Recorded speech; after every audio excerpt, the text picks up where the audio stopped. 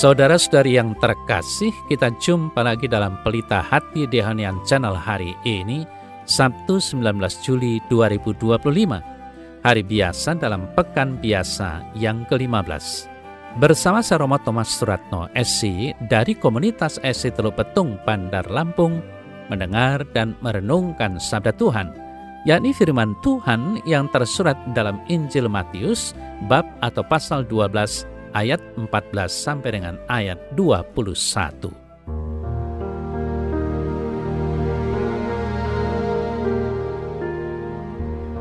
Sekali peristiwa, orang-orang Farisi bersekongkol untuk membunuh Yesus.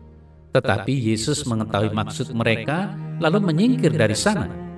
Banyak orang mengikuti Yesus dan ia menyembuhkan mereka semuanya. Ia dengan keras melarang mereka memberitahukan siapa dia, supaya genaplah firman yang disampaikan oleh Nabi Yesaya, "Lihatlah, itu hambaku yang kupilih, yang kukasihi, yang kepadanya jiwaku berkenan.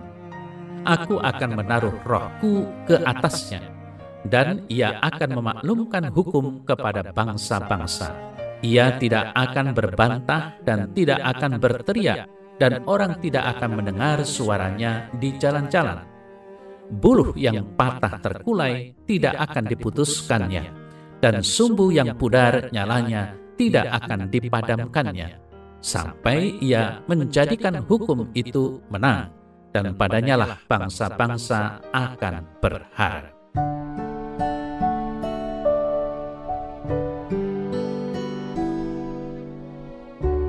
Saudara-saudari yang terkasih, tentang makan, ada sebuah lelucon yang menggambarkan 3 tipe orang. Tipe pertama, orang yang berpikir, apa yang bisa saya makan hari ini? Tipe yang kedua, apa yang saya makan hari ini? Lalu tipe yang ketiga, siapa yang bisa saya makan hari ini? Saudara-saudara yang terkasih, tipe pertama adalah orang yang miskin, orang yang belum tentu dapat makan pada hari ini. Tipe yang kedua adalah orang yang biasa-biasa saja, yang bingung mau makan apa hari ini. Tetapi tipe yang ketiga adalah tipe orang jahat, yang merancang kejahatan untuk memakan orang lain, mengambil keuntungan tidak halal atas orang-orang lain. Saudara saya yang terkasih, Warta Injil hari ini mengecam tipe orang yang ketiga. Celakalah orang-orang yang merancang kedurjanaan dan merencanakan kejahatan di tempat tidurnya. Orang jahat sambil berbaring memikirkan kejahatan. Begitu fajar tiba, mereka siap melakukan kejahatan. Demikianlah kita lihat pada orang-orang yang berhati jahat. Ada saja yang bisa dijadikan kasus dan sumber uang untuk memeras. Entah penguasa, pemilik toko, politikus, pengacara, atau pejabat yang jahat dan korup. Dan rancangan jahat seperti ini bisa dibuat oleh siapa saja, termasuk diri kita sendiri. Saudara-saudara yang terkasih, seorang pernah berkata, "Kalau saya tidak ingat Tuhan, keluarga atau anak-anak saya sudah menjadi jahat." Kata-kata ini benar, maka kita perlu pemeriksaan batin setiap hari. Jika bertobat, maka kita seperti yang dikatakan dalam kitab suci hari ini, buluh yang patah terkulai tidak akan diputuskannya, dan sumbu yang pudar nyalanya tidak akan dipadamkannya. Tuhan masih memberi waktu kepada kita untuk bertobat. Jangan sampai terlambat. Nah, saudara-saudara yang terkasih, banyak kali alam mengajarkan kepada kita banyak hal. Kita bisa belajar dari ilmu padi, semakin berisi semakin merunduk, dan bukan dari alang-alang, semakin tidak berisi semakin menonjolkan diri. Sekalipun berada dalam keadaan yang paling hina, Kristus tetap memperlihatkan martabat kemuliaannya. Sebaliknya lah pula, ketika diliputi dengan segala kehormatan, ia masih menunjukkan kerendahan hatinya. Ketika perbuatan-perbuatan besar yang ia lakukan memberinya kesempatan untuk menonjolkan diri, ia justru mengosongkan dirinya atau membuat dirinya tidak berarti apa-apa. Saudara-saudari yang terkasih, Kristus memilih menyendiri untuk menghindar bukan dari pekerjaannya, melainkan dari godaan.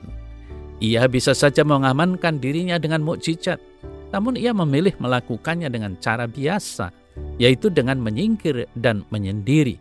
Karena dalam hal ini, seperti dalam hal-hal lain, ia mau merendahkan dirinya dengan terdorong untuk berbuat apa yang biasa diperbuat oleh orang yang sungguh tidak berdaya dalam keadaan seperti itu.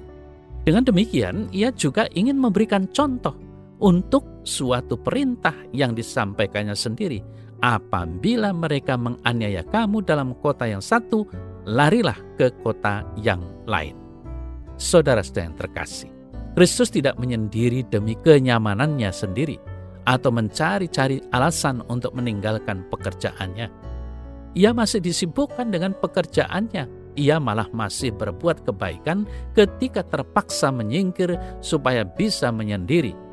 Pada titik ini kita belajar bagaimana harusnya bersikap rendah hati dan meluangkan waktu untuk menjalin keakraban dengan Tuhan dalam situasi hening. Hanya dengan keheningan hati, kebeningan jiwa, maka orang bisa masuk ke dalam diri sendiri dan semakin bertumbuh dalam kerendahan hati.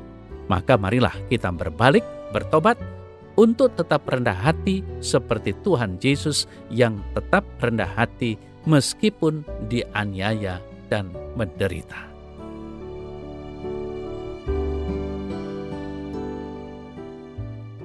Dalam nama Bapa dan Putra dan Roh Kudus. Amin.